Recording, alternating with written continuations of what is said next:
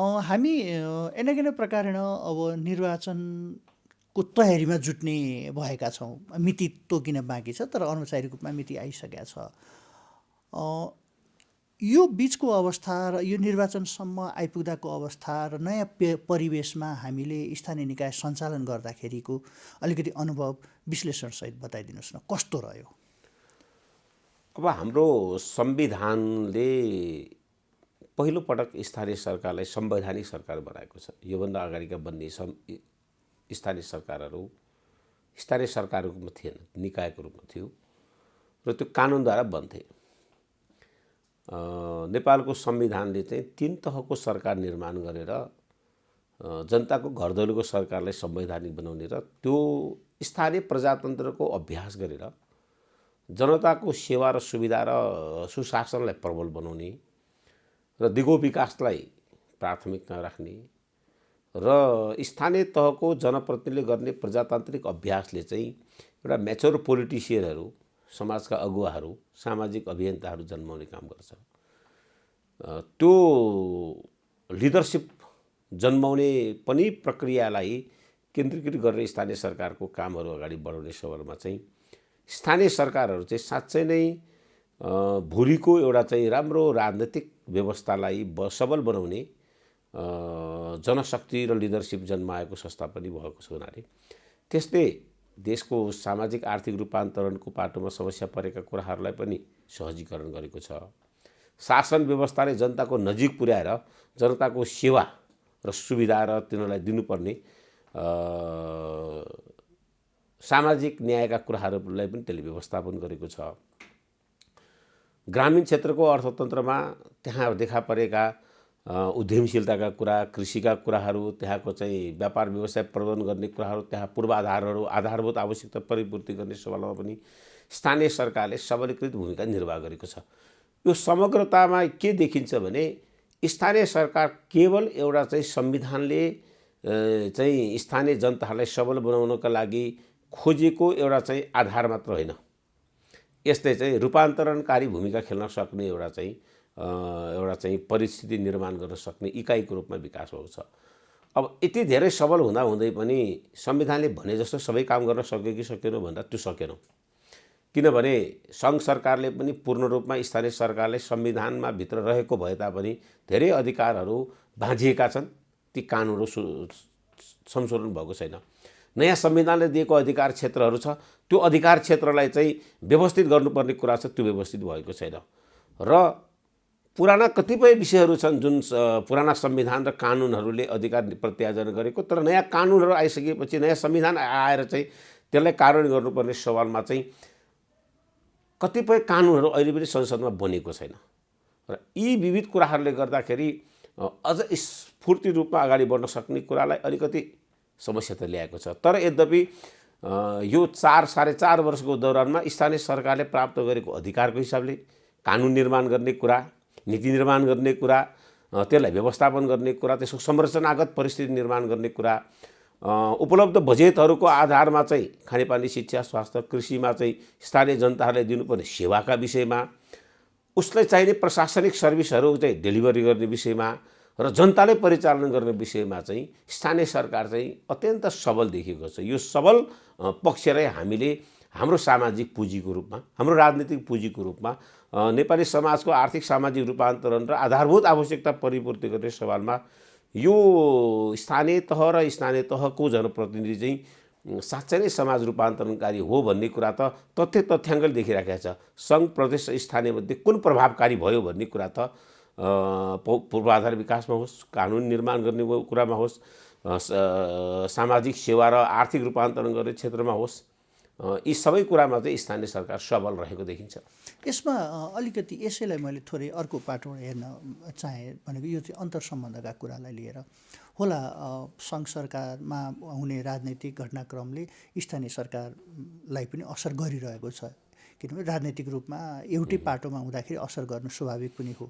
कानुन नबन्ने कुरा, समयमा निर्णय नगरिदिने कुरा, त्यस पछाडि बजेट अनुदानका कुराहरूमा, यी सबै कुराहरूमा असर पक्कै पनि पर्यो होला। तर हामीले यो समयमा अर्थात् हामीले यो आफ्नो अवधि सम्पन्न गरिरहने यो अन्तिम भनेको हामीले चाहिँ अब समीक्षा गर्ने समयमा आउँदाखेरि अन्तर्सम्बन्धका हिसाबले हामीले पोइन्ट गरेका अर्थात् यो सम्बन्धमा देखेका कानुन बनाएर अर्थात् हामीलाई व्यवस्थित गर्ने कुराहरू रहँदै पनि अन्तर्सम्बन्धका हिसाबले हामीले सङ्घबाट लिन सकेका कुराहरू र हामीले लिन नसकेका कुराहरू अर्थात् हामी आफै पनि भनेको स्थानीय तह या निकायले आफै पनि चाहिँ लिन नसकेको कुरा, हामीले लिन नसक्ने क्षमता या हामीसँग कमजोर पूर्वाधार भएका कारणले या के कारणले त्यस्तो केही छ?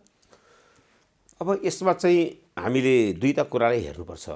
हामीले स्थानीय सरकार स्थापना भइसकेपछि स्थानीय सरकारले गर्ने कामहरूको एउटा चरित्र छ, अन्तर्राष्ट्रिय अभ्यासहरू अरू छ, हाम्रा विगतका अनुभवहरू आफ्नो ठाउँमा छ।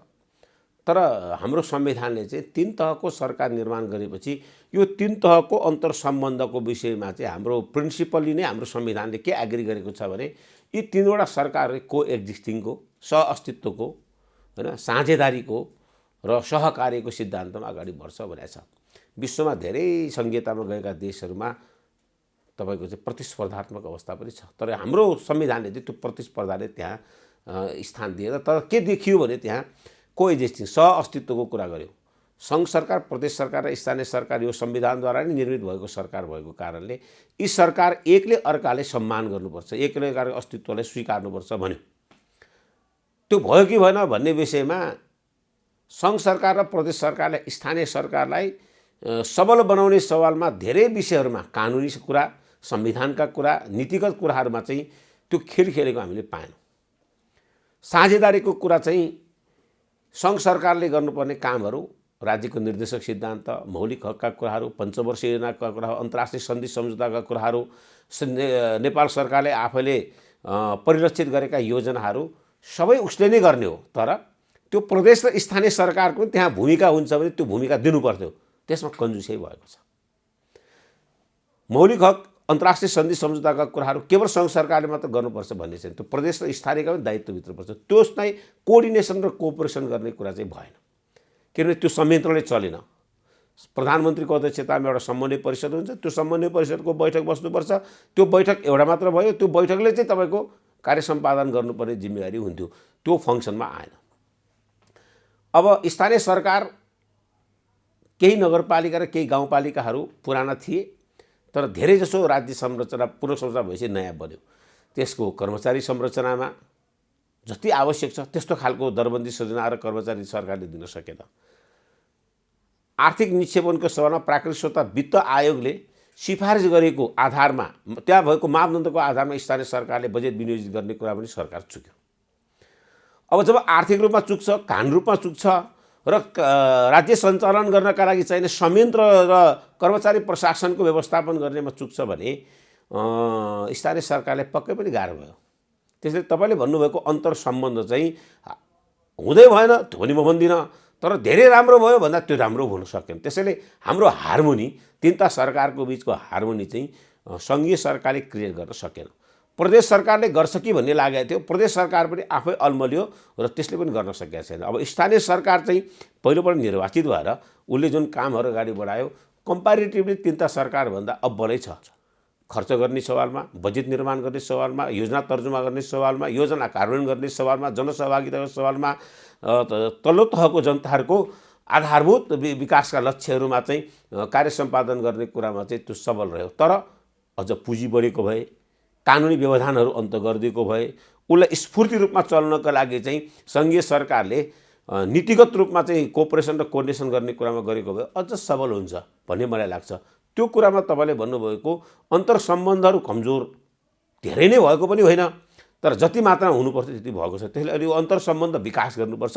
तीनटा सरकार हामी साझेदार र समन्वयकारी सरकार हो, त्यस कारणले सङ्घ सरकारले, प्रदेश सरकारले धेरै काम गर्छ म कमजोर हुन्छु भन्ने कुरा सोच्नु पर्दैन, स्थानीय धेरै गर्छ म कमजोर सोच्नु पर्दैन। किनभने सिंहदरबारले मात्र सबै नेपालीले सुख सुविधा र सेवा पुर्याउन नसकेको कारणले जनता सरकारमा होइन सरकार जनतामा पुग्ने प्रणालीबाट चाहिँ यो अगाडि बढेको नि। संहिता त सेयर रुल र तपाईँको चाहिँ सेल्फ रुलबाट चल्छ। अब यो सिद्धान्तबाट अभिप्रेरित भएको कारणले तिनवटा सरकारको बिचको हार्मोनी हामीले पैदा गर्नुपर्छ, अन्तर्सम्बन्ध विकास गर्नुपर्छ। त्यो जति राम्रो भयो त्यति नै तिनवटा सरकारहरू एकदम चाहिँ स्वतन्त्र ढङ्गले काम गर्न सक्छ र अल्टिमेटली राष्ट्रको गोल, अल्टिमेटली जनताको गोल, अल्टिमेटली चाहिँ संविधानले परिलक्षित गरेको शासन व्यवस्थाद्वारा समाज समृद्ध बनाउने कुरा चाहिँ सवाल हुन्छ। यसमा अर्को अन्तर्सम्बन्धको कुरा गर्छु थोरैमा, त्यो भनेको प्रत्यक्ष जनतासँग। किनभने तीनटा सरकार भए पनि प्रत्यक्ष जनतासँग जोडिएको सरकार एउटा मात्रै हो, त्यो भनेको स्थानीय सरकार मात्रै हो। उनीहरूसँग अन्तर्सम्बन्ध भनेको सुरुवाती दिनमा हामी निर्वाचित भएर आउँदाखेरि अपेक्षा र आज समीक्षात्मक वर्षमा हामी प्रवेश गर्दाखेरि उनीहरूले गरेको प्राप्ति र उनीहरूमा देखिएको अर्को डिजायरको कुरा गरौँ, भोगको कुरा, विकासको होस्, सामाजिक न्यायको होस्, यसलाई विश्लेषण गर्नुपर्दा भनेको तपाईँ निर्वाचित भएर पहिलोपटक जाँदाखेरि त्यहाँ उनीहरूले देखाएका अपेक्षा अर्थात् आशाका कुराहरू र आज फर्केर जाँदा समग्रमा चाहिँ भनौँ न यसलाई समीक्षा गर्ने वर्षमा आउँदाखेरिकोमा चाहिँ हाम्रो अन्तर्सम्बन्ध, हाम्रो राजनैतिक क्षेत्र विकाससँगको हाम्रो सम्बन्ध कस्तो रह्यो? सबभन्दा ठुलो कुरो त हाम्रो जनअपेक्षा चाहिँ अत्यन्त ठुलो छ। त्यसको आधारमा हामीले प्राप्त गरेको संवैधानिक अधिकार र संवैधानिक व्यवस्थाले खोजेको स्थानमा पुग्नका लागि एउटा निर्वाचन नै पर्याप्त हुन्छ, त्यस्तो सम्भावना पनि छैन। 17 वर्षसम्म निर्वाचन नभएर स्थानीय तहको बल्ल बल्ल निर्वाचन भएको र यसका अपेक्षाहरू धेरै थिए, कमिटमेन्टहरू पनि धेरै थिए र संविधानले तोकेको दायित्वहरू पनि हाम्रो धेरै थियो। त्यो दायित्वहरू पुरा गर्ने सवालमा हिजो हामीले जे भन्यौँ त्यो सबै पुरा गऱ्यौँ त्यस्तो होइन। हिजो केही पनि नहुँदाखेरिको स्थितिबाट चाहिँ के तुलनात्मक रूपमा चाहिँ अगाडि बढ्यो भने त्यो चाहिँ धेरै उपलब्धि भएको मैले पाउँछु। जनतासँगको सम्बन्ध, प्रत्यक्ष जनताले आफ्ना समस्या, आफ्ना अप्ठ्यारा, आफ्ना चाहिँ आफ्ना मागहरू, आफूले नयाँ क्रिएसन गरेका नयाँ सोचहरूलाई चाहिँ स्थानीय सरकारसँग घुलमिल गरेर काम गर्न सक्ने स्थिति चाहिँ बन्यो। र मेरो लागि सङ्घ र प्रदेश सरकार टाढा त होला, तर मेरो नजिकको सरकारबाट चाहिँ मैले मेरो सामाजिक न्यायका कुराहरू, मैले आर्थिक समृद्धिका कुराहरू, मेरो भौतिक पूर्वाधारका कुराहरू र सुशासन पाउनुपर्ने कुरामा चाहिँ व्यापक जनतामा सचेतना बढेको छ र त्यो डिमान्ड क्रिएट गर्न सक्ने स्थिति सृजना भएको छ र स्थानीय पालिकाहरूले पनि विगत वर्षहरूको तुलनामा जम्मा जम्मी तपाईँको 20 अर्ब पनि पैसा जान्दैन थिए स्थानीय सरकारमा तत्कालीन अवस्थामा। अहिले नगरपालिका र गाउँपालिकामा गरेर 3 खर्ब 21 अर्ब पैसा जान्छ, जुन कुराले स्थानीय पूर्वाधारको विकासमा, त्यहाँको चाहिँ आर्थिक समृद्धिको बाटोमा, त्यहाँ चाहिँ कृषि, शिक्षा, स्वास्थ्य, पर्यटन, उद्योग जस्ता क्षेत्रहरूमा चाहिँ स्थानीय तहले खेलेको भूमिका कम्प्यारिटिभली तपाईँको चाहिँ राम्रो देखिएको छ। त्यसले जनताको अपेक्षा 100% पुरा गर्यो कि भन्दाखेरि त्यो म 100% अहिले पनि भन्दिनँ। कयौँ नगरपालिकाले त्यो स्थिति सृजना गरेको पनि छ, कयौँ नगरपालिकाले त्यसको प्रारम्भ पनि गरेको छ।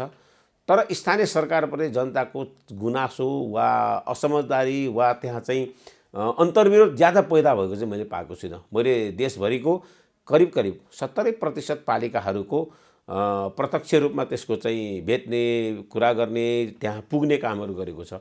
त्यसले पालिकाहरूको कार्य सम्पादनप्रति जनताको सन्तुष्टि छ। तर एका ठाउँहरूमा जनप्रतिनिधिले खेलेका भूमिकाहरू अलिकति पूर्वाग्रही भयो कि अलिकति राजनीतिक रूपमा चाहिँ फरक मत र दृष्टिकोण राखेको ठाउँमा अलिकति त्यो खालको भनौँ न रेस्पोन्सिबिलिटी निर्वाह गरेन कि भन्ने विषयमा छ।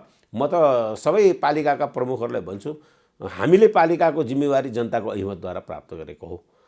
जनता सर्वोपरि हो शासन व्यवस्थामा, सार्वजनिक सत्ता जनतामा छ। उसको सार्वजनिक सत्ता प्राप्त जनताले मैले मेरो काम गर्नका लागि म आफैले सक्दिनँ, त्यसकारणले मेरो प्रतिनिधिले गरोस् भनेर प्रतिनिधिमूलक शासन व्यवस्था सृजना गरेको हो। यो प्रतिनिधि चाहिँ शासक होइन, एउटा भनाइ नै छ नि, leaders is servant of the people भन्छ नि होइन। नेता चाहिँ जनताको नोकर हो। सामन्तवादी व्यवस्थामा नेता चाहिँ जनताका मालिक हुन्। अब यहाँ चाहिँ जनताको चाहिँ शासन व्यवस्थामा बस्ने मान्छे उसको प्रतिनिधि भएको, उसको मतद्वारा निर्वाचित भएको कारणले ऊ चाहिँ नोकर हो। त्यो नोकरले जनता मालिक सम्झेर काम गर्नुपर्छ। यो पोलिटिकल डाइमेन्सनलाई हामीले बुझ्यौँ भने चाहिँ हामी जनताप्रति बढी उत्तरदायी, जवाबदेही पारदर्शी हुन्छौँ र त्यसले डेमोक्रेसीले बलि बनाउँछ, त्यसले अन्तर्सम्बन्धले बलि बनाउँछ।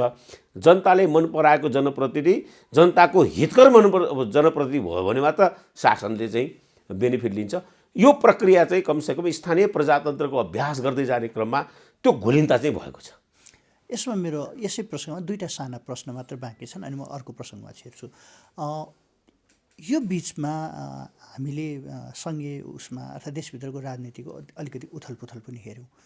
यसको कस्तो असर पर्दो रहेछ स्थानीय सरकारमा? यो माथि सङ्घमा हुने राजनीतिक दलहरूभित्रको खटपट या दल बिचको खटपट, यिनीहरूले चाहिँ हामीलाई कस्तो असर पार्दो रहेछ? अब हाम्रो शासन व्यवस्था चाहिँ दलीय राजनीतिसँग सम्बन्धित छ। त्यस कारणले दलीय राजनीतिको प्रभाव चाहिँ पर्छ नै स्वाभाविक रूपमा। यो एउटा हार्मोनाइज भयो भने त्यसले सकारात्मक पैदा गर्छ, त्यो हार्मोनी भएन भने त्यसले अलिकति नकारात्मकता स्थिति सृजना गर्छ। अब हाम्रो संविधानले चाहिँ दलगत राजनीतिको कारणले आग्रह पूर्वाग्रह पैदा गर्दैन भन्छ, तर व्यक्ति चाहिँ होइन अमूर्त छैन, त्यो मूर्त छ। मूर्त भएको कारणले व्यक्ति चाहिँ त्यो प्रभाव हुन्छ। सरकारहरूको परिवर्तन, माथिल्लो राजनीतिक घटनाक्रमहरूले उत्पन्न गरेका परिस्थितिलाई तल्लो तहको जनप्रतिनिधिहरू, तल्लो तहको जनताहरूको स्थितिमा चाहिँ आफू अनुकूल कि प्रतिकूल भन्नेतिरबाट चाहिँ प्रभावित हुन्छ। त्यो नहुनुपर्ने हो, किनभने जुनसुकै दल भए पनि अन्तिम अवस्थामा जनताले दललाई छान्छ, दलका एजेन्डाले छान्छ, दलका नेताले छान्छ। त्यो नेताले चाहिँ राष्ट्रको सेवा गर्ने हो, जनताको सेवा गर्ने हो। हाम्रो प्राथमिकता र हाम्रो लक्ष्य चाहिँ जनता भएको कारणले त्यो आग्रह पूर्वाग्रहबाट हामी मुक्त हुनुपर्छ। तर त्यो मुक्त भइसकेका छैन। हामीसँग अहिले पनि म ठिक र तिमी बेठिक भन्ने, तिमी बेठिक भन्ने बानी भएको कारणले हामीसँग आग्रह र पूर्वाग्रहको मात्रामा ज्यादा छ। यो आग्रह र पूर्वाग्रह तपाईँले अन्त गर्न नसकुन्जेलसम्म उदारता होइन, प्रजातान्त्रिक अभ्यासले मानिसलाई चाहिँ हजारौँ मानिस, लाखौँ मानिसहरूको बिचको तपाईँको भित्र भएको सम्भावनालाई उजागर गरिदिने कुरा हो प्रजातन्त्र भनेको। यो केवल भोट हाल्ने र भोट दिने, दल खोल्ने र नेता हुने कुरासँग सम्बन्धित छैन। यो त समाजमा विद्यमान रहेका मानवीय प्राकृतिक स्रोत होइन, सबैलाई त्यसका चाहिँ भरपुर त्यसको चाहिँ प्राकृतिक स्रोतहरूको उपयोग गर्ने, त्यसलाई व्यवसायीकरण गर्ने, अनि मानिसभित्र रहेको असङ्ख्य सम्भावनाहरूलाई, उसको क्षमताहरूलाई उसको र समाजको हितको लागि त्यसलाई चाहिँ वातावरण बनाइदिने कुरा हो। त्यो परिवेशमा हामीले हाम्रो राजनीतिलाई र त्यो हाम्रो लिडरसिपलाई हामीले त्यो ठाउँमा नपुर्याउन्जेलसम्म त आग्रह पूर्वाग्रह हुन्छ र त्यसको प्रभाव हुन्छ नै। तर स्थानीय सरकार संवैधानिक भएको हुनाले पहिलाको जस्तो निकाय हुँदाखेरिको प्रभाव भन्दा चाहिँ फरक छ। यसैमा अन्तिममा अब अर्को कार्यकालमा आउने नयाँ नेतृत्वले यो 5 वर्षे समीक्षाबाट लिनुपर्ने सिकाइ के हो? मेरो विचारमा 5वटा कुरा चाहिँ हाम्रो इम्पोर्टेन्ट छ भन्ने लाग्छ। एउटा, शासन व्यवस्थालाई पारदर्शी, जवाबदेही र उत्तरदायी बनाउनको लागि विधिको शासनमा हामी केन्द्रीकृत हुनुपर्छ। व्यक्तिको क्षमतालाई सामाजिक रूपान्तरण, आर्थिक रूपान्तरण र प्रजातान्त्रिकरण गर्ने कुरालाई केन्द्रीकृत गर्ने कुरा। अर्को, अहिले भएको विकासलाई उपलब्धिको रूपमा लिएर यसबाट अगाडि बढ्ने सवालमा चाहिँ हामीले सूचाङ्कमा आधारित भएर विकास निर्माणका योजनाहरूलाई प्रायोरिटाइज गर्ने कुरा। यो नेताले जे मन पर्यो भन्ने कुराले मात्र होइन, डिमान्ड र सप्लाई साइड, क्रिएसन र तपाईँको इनोभेसनलाई पनि केन्द्रित गर्नुपर्छ। सहरहरू चाहिँ अर्थतन्त्रको केन्द्र हो। अर्थतन्त्रको केन्द्रमा त्यहाँको जीवनमा आर्थिक रूपान्तरणको प्रणालीले तपाईँ स्थापित गर्न सकेन भने कहिलेकाहीँ भौतिक पूर्वाधार पनि उसको लागि विकासको कुरा त होला, तर अर्थतन्त्रमा त्यसले योगदान गरेन भने जनता चाहिँ विकासबाट टाढा हुन्छ। जनतालाई विकासको नजिक पुर्याउनुपर्छ र त्यसको लाभबाट चाहिँ अगाडि बढाउनुपर्छ। विकासबाट जनता टाढा, विकासबाट जनता नजिक, त्यसको लाभबाट टाढा गयो भने पनि हाम्रो सामाजिक रूपान्तरणको पाटो चाहिँ कमजोर हुन्छ। किनभने हाम्रो देशमा अझ पनि अशिक्षा, अझ पनि आर्थिक अवस्था कमजोर, अझ पनि अन्धविश्वास, शोषण, सामन्तवादी राज्य प्रणालीका अवशेषहरू बाँकी छ। समाजलाई एउटा परिवेशबाट अर्को परिवेशमा लानको लागि त संविधानले भने अनुसारको समाजवादतर्फ उन्मुख गर्ने हो भने त हाम्रो समाजमा रहेको योग्यता, क्षमता, तागतहरूलाई पनि हामीले पुँजीकृत गर्नु पर्यो। समाजमा त्यो छैन भने त्यसलाई बढाउनु पर्यो र हाम्रो सामाजिक रूपान्तरण, आर्थिक रूपान्तरणको क्षेत्रमा उपलब्ध स्रोत, साधन र जनशक्तिलाई हामीले हाम्रो चाहिँ नयाँ रूपान्तरणको एउटा खाकामा लानुपर्छ। त्यो पाटोमा हामीले हेरेनौँ भने पनि कमजोर हुन्छ, त्यसलाई हेर्नुपर्छ। अर्को, सहरी अर्थतन्त्र के हो, ग्रामीण अर्थतन्त्र के हो, गैर कृषि क्षेत्र र कृषि क्षेत्रको बीचको अन्तर्सम्बन्ध के हो र अन्तर्विरोध के हो? सहरले अर्थतन्त्रमा सुधार गर्ने प्रणालीले केन्द्रीकृत गर्न सकेन भने हामी सहरलाई चाहिँ सबल सहर बनाउन सक्दैनौँ। सहरी आवश्यकतालाई तपाईँले व्यवस्थित गर्न सकेन भने त्यो गर्न सक्दैन। सहरका मल्टिपल तपाईँको चाहिँ नयाँपना ल्याउने क्षमता भएका मानिसहरू हुन्छन्। त्यो मानिसहरूलाई पुँजीकृत गर्ने, तिनका तागतहरू, तिनको त्यो जनशक्तिलाई पुँजीकृत गर्ने र सामाजिक रूपान्तरण गर्ने क्षेत्रमा देश बनाउने भन्ने कुरा केवल भौतिक रूपान्तरण मात्र होइन, हैन? तपाईँको चाहिँ समाजमा रहेका मानवीय संसाधनहरूको तागतलाई पनि हामीले पुँजीकृत गर्नुपर्छ। त्यो बाटोमा जानुपर्छ। जनताको आर्थिक समृद्धिलाई केन्द्रित गरेर सबल जनताद्वारा सरकारलाई चाहिँ तपाईँको ट्याक्सेसनमा चाहिँ योगदान पुर्याउने, त्यो ट्याक्सेसनद्वारा चाहिँ जनताको आवश्यकता परिपूर्ति गर्ने कुरालाई हामी केन्द्रीकृत गर्न सक्यौँ भने मात्र हाम्रो चाहिँ अहिलेको स्थानीय सरकार गरेको कामलाई आगामी स्थानीय सरकारले नयाँ चाहिँ परिवेश निर्माण गर्नका लागि यी 5-6वटा कुराले चाहिँ उसलाई चाहिँ सबल बनाउँछ। अब यो सबल बनाउने कुरामा फेरि राजनीतिक नेतृत्व इमान्दार हुनैपर्छ, हैन? कर्मचारी इमान्दार हुनैपर्छ। भ्रष्टाचारलाई हामीले अन्तै गर्नुपर्छ। अनि तपाईँको चाहिँ शासन व्यवस्थामा बस्ने मान्छे अब आफू बसेको ठाउँको पारदर्शिताको कुरा मात्र होइन, आफू स्वयंको पारदर्शिता पनि हामीले चाहिँ कायम गर्नुपर्छ। त्यसो भयो भने मात्र लिडरलाई, जनप्रतिनिधिलाई समाजले स्वीकार्य गर्छ, होइन भने चाहिँ स्वीकार्दैन। अब स्वीकार्ने कुरामा चाहिँ उसको पार्टीले के प्रतिबद्धता जनाएको छ, त्यसले घोषणापत्रमा के बोलेको छ, त्यो काम उसले कति गरे, गर्न सकेको कुराको उपलब्धि के हो, गर्न सकेन भने किन सकेन, गर्न नसक्ने धेरै भयो भने उसले किन बोल्यो, बोलेका कुरा पुरा गर्न नसक्ने राजनैतिक रूपमा जनताको प्रतिनिधि हुन सक्दैन भने अर्को पटक प्रतिनिधित्व गर्ने प्रणालीबाट उसलाई जनताले त्यहाँ आफ्नो मतद्वारा चाहिँ वञ्चित गर्न सक्छ, हैन? यो कुरामा चाहिँ घुलिनता हामीले ल्याउन सक्नुपर्छ। शासन व्यवस्थामा जनप्रतिनिधि र हाम्रो चाहिँ जनताको बीचको घुलिनता भनेको निर्वाचित भएर काम गर्ने कुरासँग सम्बन्धित छैन। सधैँ निर्वाचित हुने पनि होइन। त्यो देशको, त्यो ठाउँको, त्यो सहरको, त्यो गाउँको त्यो नागरिक पनि हुन्छ कुनै दिन। आज मेयर होला, उपमेयर होला, वडा अध्यक्ष होला, वडा सदस्य होला, भोलि नागरिक पनि हुन्छ। आफू नागरिक हुँदाखेरि त्यो सरकारबाट लिने लाभहरूलाई जति धेरै तपाईँले पारदर्शी र जवाबदेही र उत्तरदायी बनायो, त्यति नै आफू नागरिक हुँदा पनि उसले त्यही सेवा पाइरहन्छ। आफू त्यो व्यवस्थापनको भूमिका निर्वाह गर्न पाउँछ। यो परिवेशलाई हेर्नुपर्छ। म चाहिँ अब एउटा ठुलो पदमा पुगिहालेँ, जनताले निर्वाचित गरिहाल्यो भन्ने कुराबाट प्रभावित मात्र भएर हुन्न। म नागरिक हुँदा पनि यो सेवाबाट चाहिँ म वञ्चित नहुन् भन्ने कुरालाई चाहिँ केन्द्रित गऱ्यो भने शासन व्यवस्थाले जनतालाई चाहिँ नजिक ल्याउँछ। अन्तिममा यति सबै कुरा भएर आउँदाखेरि जुन संहिताको मर्म र त्यसको जगका लागि स्थानीय निकायले अर्थात् स्थानीय तहले हामी अहिले काम गरिरहेका छौँ, सेवा गरिरहेका छौँ, यसको कति प्रतिशत हिस्सा रह्यो, अर्थात् यसको संस्थागत विकासका लागि हाम्रो योगदान कस्तो रह्यो? अब हाम्रो नेपालको पहिलो निर्वाचन, स्थानीय तहको निर्वाचन हुँदा नेपालको गरिबीको सङ्ख्या चाहिँ तपाईँको 22% जति थियो। 21% 22% थियो। अहिले तथ्याङ्कमा चाहिँ 18%मा घटेको छ। यो सायद सरकारहरूले गरेका, निजी क्षेत्रले गरेका, बौद्धिकहरूले गरेका, श्रमिकहरूले गरेका योगदानका बाबत नै हाम्रो गरिबीको अवस्था घटेको हो भन्ने मलाई लाग्छ। हामी निर्वाचित हुँदा लोड सेडिङको स्थिति थियो, अहिले लोड सेडिङ अन्त भएको छ। हाम्रो जिडिपीमा कृषिको योगदान ज्यादा थियो, अहिले सेवा क्षेत्रको र उद्योगको व्यापारको जिडिपीमा योगदान पुगिराखेको छ। हिजो हाम्रो मृत्युदर धेरै थियो, मातृ मृत्युदर धेरै थियो, बाल मृत्युदर धेरै थियो, कुपोषणको स्थिति धेरै थियो, विद्यालय सेवाहरू चाहिँ शिक्षाको पहुँचमा कमजोरी थियो। अहिले 3 तहको सरकार बनेपछि विकासका यी आयामी कामहरूले हाम्रो चाहिँ जनताले लिने लाभ र जनताले लिने चाहिँ सेवामा चाहिँ वृद्धि भएको पाउँछु। त्यसले चाहिँ पक्कै पनि स्थानीय सरकारहरूको योगदान बलियो देखिन्छ। तपाईँले प्रत्येक आर्थिक वर्षको हिसाब हेर्नु हो भने सङ्घ सरकारले भन्दा बढी स्थानीय सरकारले बढी काम गरेको छ, प्रदेश सरकारले भन्दा स्थानीय सरकारले बढी काम गरेको देखिन्छ। खर्चको हिसाबले, आम्दानीको हिसाबले, व्यवस्थापनको हिसाबले, बाटोघाटो स्कुलको प्रतिशतको आधारमा गरेको। त्यसैले स्थानीय सरकारको सामाजिक आर्थिक रूपान्तरणमा, मानवीय संसाधनको विकास गर्ने सवालमा, उद्यमशीलताको सवालमा चाहिँ ठुलो भूमिका म देख्छु। त्यो उपलब्धि पनि देख्छु। त्यस कारणले म कम्प्यारेटिभली अरू सरकारले गरेन त म भन्दिनँ, उहाँहरूले पनि गर्नुभयो, तर स्थानीय सरकारको हिस्सा चाहिँ ज्यादा छ।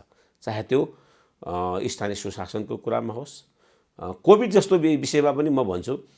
कोभिडको विषयमा त महामारी नियन्त्रण गर्ने त सङ्घीय सरकारको एकल अधिकार हो नि, तर सङ्घीय सरकार अल्मलेको बेलामा त क्वारेन्टाइन बनाउने, होल्डिङ सेन्टर बनाउने, तपाईँको चाहिँ आइसोलेसन बनाउने, राहत बाँड्ने, अनि त्यो मास्कदेखि लिएर त्यही हस्पिटल सर्भिसहरू प्रोभाइड गर्ने कुरामा त स्थानीय सरकारले संविधानमा अधिकार नभए पनि गर्यो नि।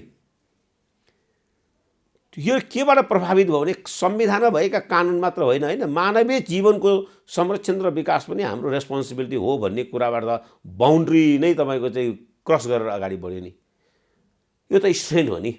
त्यसले स्थानीय सरकारको स्ट्रेन्थ छ र आवश्यकता र औचित्य पनि छ। यसलाई अझ मजबुत बनाउने, यसलाई अझ सबल बनाउने, जनप्रतिनिधिलाई अलि तपाईँको क्यापेबल बनाउने, चौतर्फी यसको चाहिँ क्षमता विकास गरेर कर्मचारी प्रशासनलाई पनि तपाईँले त्यही खालको विकास गर्ने हो भने नेपालको विकासको सबभन्दा ठुलो हिस्सा चाहिँ स्थानीय सरकारले बिहोर्न सक्छ, गर्न सक्छ, त्यसले परिणाममुखी पनि बनाउन सक्छ भन्ने कुरामा म चाहिँ विश्वस्त छु।